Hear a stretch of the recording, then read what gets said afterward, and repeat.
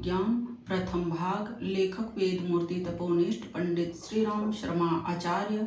आइए पढ़ते हैं, सुनते हैं और समझने का प्रयास करते हैं। गायत्री मंत्र हमारे साथ साथ। ओम भूर्भुवः स्वाहा तत्सवितुर्वरेण्यं भर्गो देवस्य धीमहि धियो यो नः प्रचोदयात्। गायत्री की मूर्तिमान प्रतिमा यज्ञोपवीत। यज्ञोपवीत को ब्रह्म सूत्र भी कहा जाता है। सूत्र डोर को भी कहते हैं और उस संक्षिप्त शब्द रचना का अर्थ बहुत विस्तृत होता है। व्याकरण, दर्शन, धर्म, कर्मकांड आदि के अनेकों ग्रंथ ऐसे हैं। ग्रंथकर्ताओं ने अपने मंतव्यों को बहुत ही संक्षिप्त संस्कृत वाक्यों में सन्निहित कर दिया है। उन सूत्रों पर लंबी प्रवृत्तियां, टिप्पणियां तथा टीकाएं हुई है, जिनके द्वारा उन सूत्रों में छिपे हुए अर्थों का विस्तार होता है।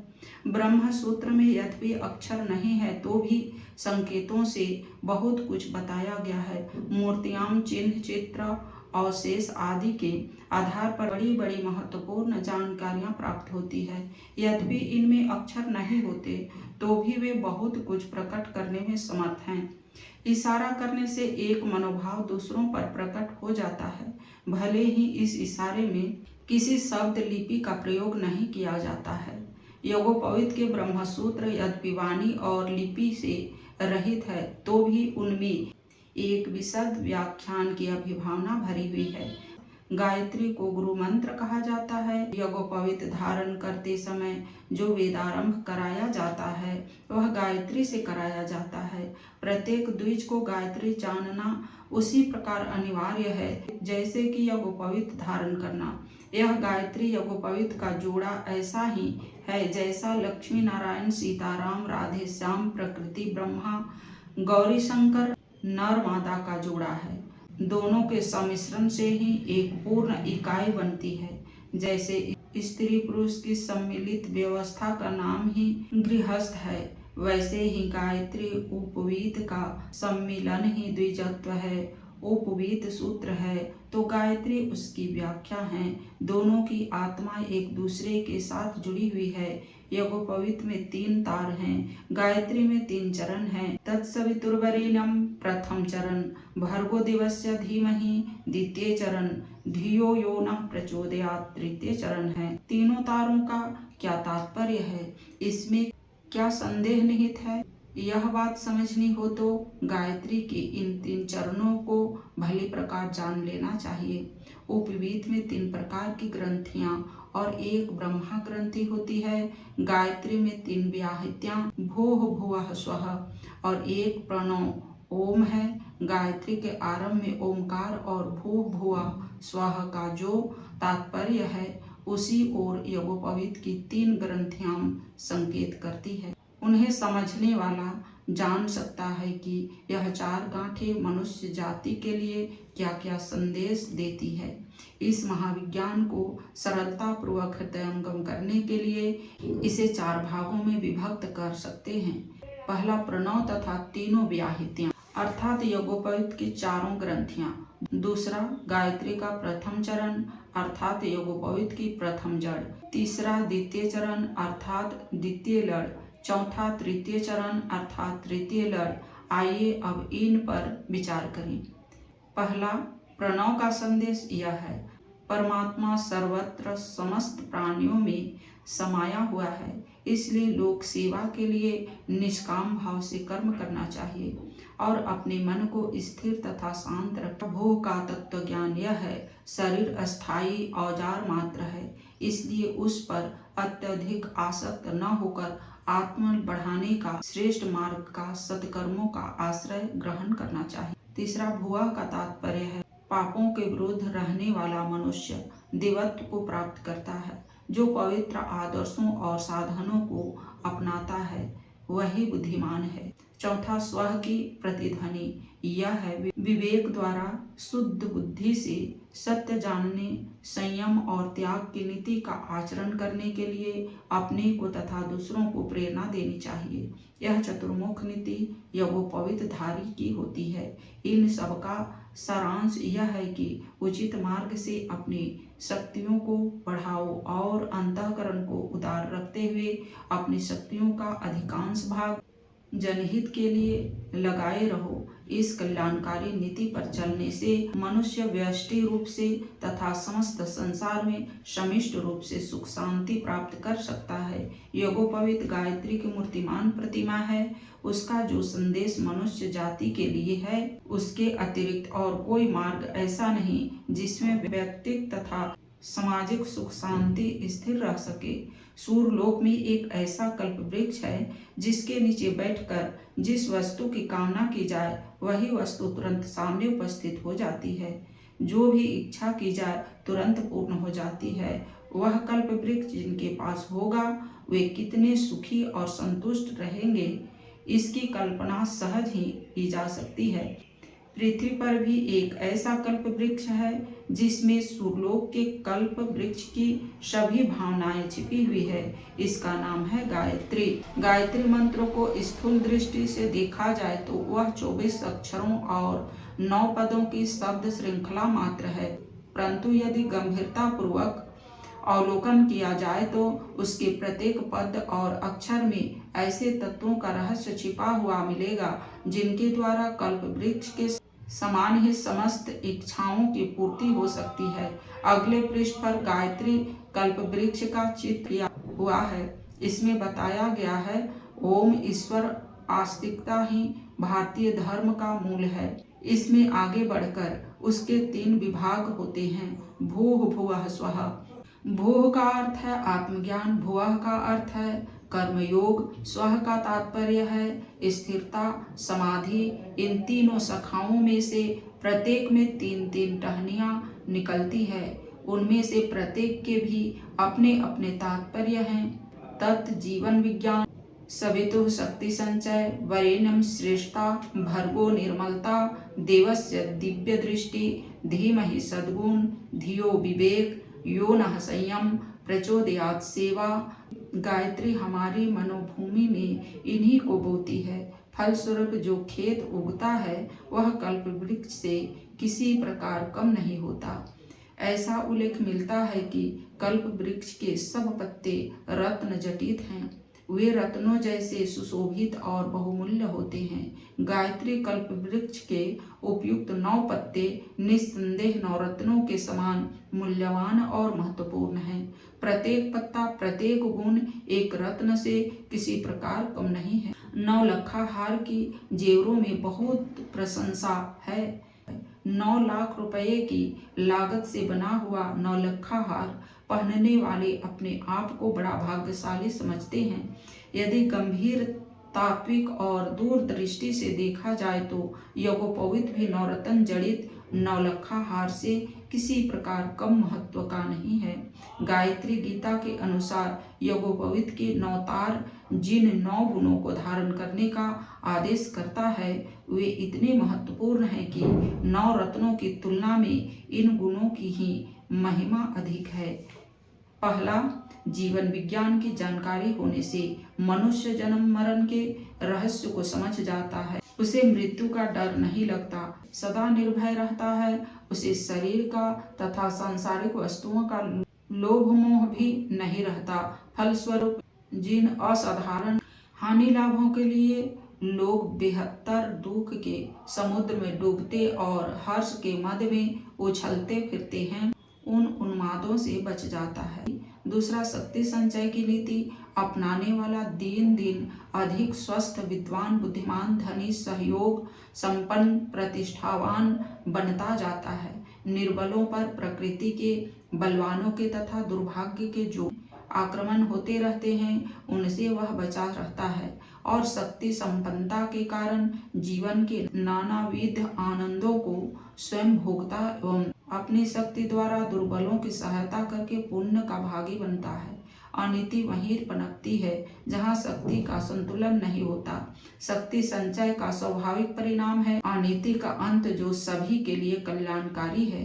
तीसरा, श्रेष्ठता का अस्तित्व परिस्थितियों में नहीं, विचारों में होता है। जो व्यक्ति साधन संपन्नता में बढ़े चढ़े हैं परंतु लक्ष्य, सिद्धांत, आदर्श एवं अंतःकरण की दृष्टि से गिरे हुए हैं, उन्हें निकृष्ट ही कहा जाएगा।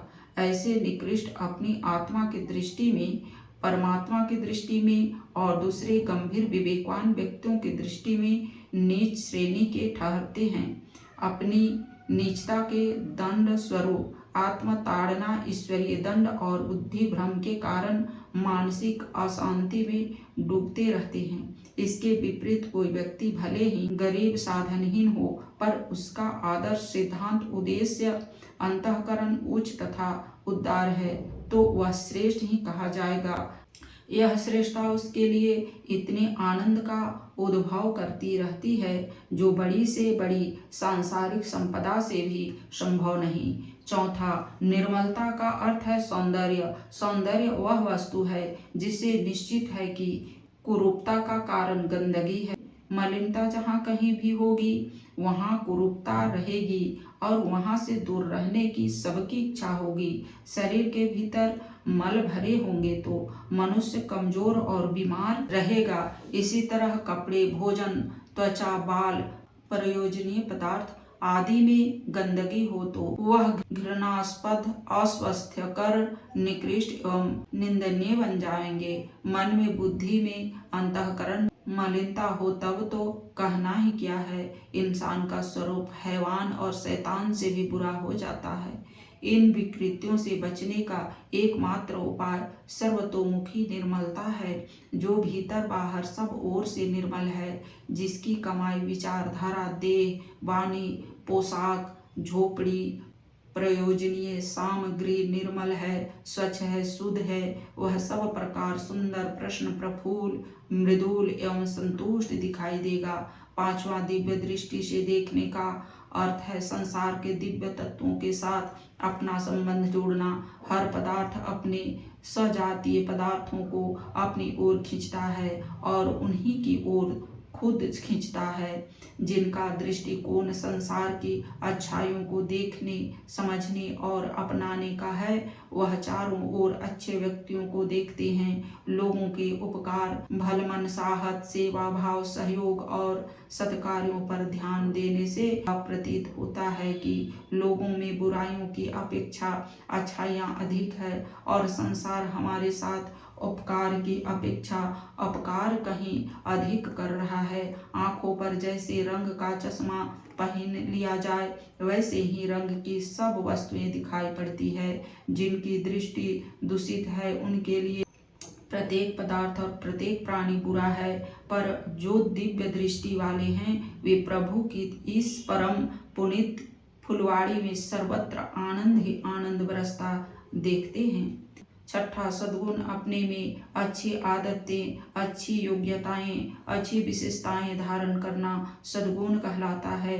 नियम, नम्रता, शिष्टाचार, मधुर भाषण, उदार व्यवहार, सेवा, सहयोग, ईमानदारी, श्रमशीलता, समय की पाबंदी, नियमितता, मितव्ययता, मर्यादित रहना, कर्तव्यपरायणता, जागरूकता, प्रसन्न मुख मुद्रा, धैर्य, साहस, पराक्रम, पुरुषार्थ, आशा, उत्साह, यह सब सद्गुण है। संगीत, साहित्य, कला, शिल्प, व्यापार, वक्तृता, व्यवसाय, उद्योग, शिक्षण आदि योग्यताएं होना सद्गुण है। इस प्रकार के सद्गुण जिसके पास है वह आनंदमय जीवन बिताएगा, इसकी कल्पना सहज ही की जा सकती है। सातवां, विवेक एक प्रकार का आत्मिक प्रकाश है जिसके द्वारा सत्य असत्य की, उचित अनुचित की, आवश्यक अनावश्यक की, अनिलाभ की परीक्षा होती है। संसार में असंख्यों परस्पर विरोधी मान्यताएं, रिवाजें, विचारधाराएं प्रचलित है और उनमें से हर एक के पीछे कुछ आधार, कुछ उदाहरण तथा कुछ पुस्तकों एवं महापुरुषों के नाम अवश्य संबंधित होते हैं। ऐसी दशा में यह निर्णय करना कठिन होता है कि इन परस्पर विरोधी बातों में क्या ग्रह है और क्या अग्रह। इस संबंध में देश काल परिस्थिति उपयोगिता जनहित आदि बातों को ध्यान में रखते हुए सद्बुद्धि से जो निर्णय किया जाता है वही प्रामाणिक एवं ग्राह्य होता है। जिसने उचित निर्णय कर लिया तो समझिए कि उसने सरलता पूर्वक सुख शांति के लक्ष्य तक पहुँचने की सीधी राह पा ली। संसार में अधिकांश कलह क्लेश पाप एवं दुखों का कारण दुर्बुद्धि भ्रम तथा अज्ञान होता है। विवेकवान व्यक्ति इन सब उलझनों से अनायास ही बच जाते हैं। 8वां संयम जीवन शक्ति का विचार शक्ति का भोग इच्छा का श्रम का संतुलन ठीक रहना ही संयम है। न इसको घटने देना, न नष्ट सक्रिय होने देना और न अनुचित मार्ग में व्यय होने देना। संयम का तात्पर्य है मानव शरीर आश्चर्यजनक शक्तियों का केंद्र है। यदि उन शक्तियों का अपव्यय रोक कर उपयोगी दिशा में लगाया जाए तो अनेक आश्चर्यजनक सफलताएं मिल सकती है और जीवन की प्रत्येक दिशा में उन्नति हो सकती है। नवा सेवा सहायता सहयोग प्रेरणा उन्नति की ओर सुविधा की ओर किसी को बढ़ना यह उसकी सबसे बड़ी सेवा है। इस दिशा में हमारा शरीर और मस्तिष्क सबसे अधिक हमारी सेवा का पात्र है क्योंकि वह हमारे सबसे अधिक निकट है। आमतौर से दान देना, समय देना या बिना मूल्य अपनी शारीरिक मानसिक शक्ति किसी को देना सेवा कहा जाता है और यह उपेक्षा नहीं की जाती कि हमारे इस त्याग से दूसरों में कोई क्रिया शक्ति आत्मनिर्भरता स्फूर्ति प्रेरणा जागृति हुई या नहीं। एक प्रकार की सेवा व्यक्ति को आलसी प्रावलंबी और भाग्यवादी बनाने वाली हानिकारक सेवा भी है। हम दूसरों की इस प्रकार प्रेरक सेवा करें जो उत्साह आत्मनिर्भरता और क्रियाशीलता को सतेज करने में सहायक हो। सेवा का फल है उन्नति। सेवा द्वारा अपने को तथा दूसरों को समुन्नत बनाना, संसार को अधिक सुंदर और आनंदमय बनाना महान पुण्य कार्य है। इस प्रकार के सेवाभावी पुण्य आत्मा सांसारिक और आत्मदृष्टि से सदा सुखी और संतुष्ट रहती हैं। यह नवयुग निस्संदेह नवरत्न है। लाल मोती मूंगा पाना पुखराज हीरा नीलम गोमेद वैदूर्य यह नवरत्न कहे जाते हैं। कहते हैं कि जिनके पास ये नवरत्न होते हैं वे सर्वमुखी समझे जाते हैं, पर भारतीय धर्मशास्त्र कहता है कि जिनके पास यज्ञोपवीत और गायत्री विस्तृत आध्यात्मिक नवरत्न है वे इस भूतकाल के कुबेर हैं। भले ही उनके पास धन दौलत जमीन जायदाद न हो, यह नवरत्न पंडित कल्प वृक्ष जिसके पास है वह विवेक युक्त यज्ञोपवीतधारी सदा सुरलोक की संपदा भोगता है। उसके लिए यह भूलोक ही स्वर्ग है। वह कल्प वृक्ष हमें चारों फल देता है, धर्म अर्थ काम मोक्ष चारों संपदाओं से हमें परिपूर्ण कर देता है। आज के वीडियो में इतना ही। अगले वीडियो में साधकों के लिए उपवीत आवश्यक है, इसके बारे में पढ़ेंगे और समझेंगे। लाइक सब्सक्राइब और शेयर करें। धन्यवाद। ओम शांति।